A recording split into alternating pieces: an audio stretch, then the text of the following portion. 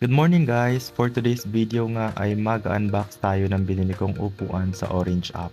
Matagal ko na ngang gustong magkaroon ng sariling desk at table sa loob ng kwarto ko kasi yung ginagamit kong gaming chair is masyadong malaki para sa space ng kwarto ko.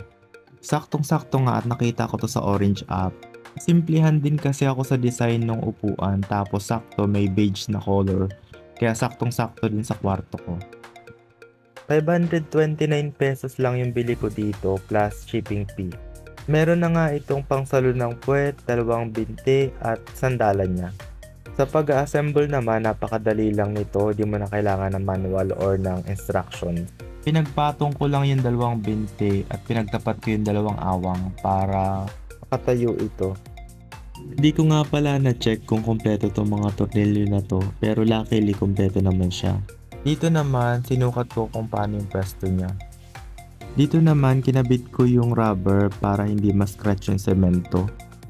Tapos dito, kinabit ko na mismong salumpuwet. Medyo nalito lang ako ng una at di ko nalagay yung pinakang bilog na bakal bago yung tornilyo.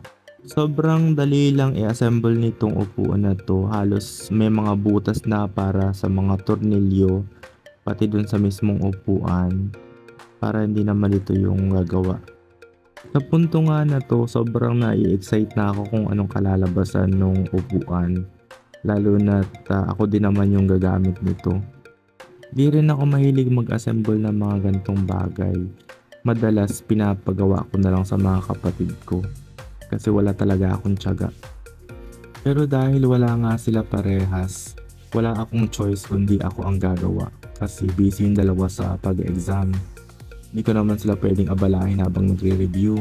Yan lang naman yung pinakamahirap na ginawa ko dyan sa upuan. Tapos ito na yung pinakahuling step, yung ikakabit mo yung mismong sandalan. Ipinasok ko lang dyan yung butas dun sa maliit na tubo para mabuo yung sandalan. Sobrang satisfying nga nung matapos ko to kasi nagandahan ako. At kung nagustuhan nyo nga ang video na to, don't forget to like, follow, and comment.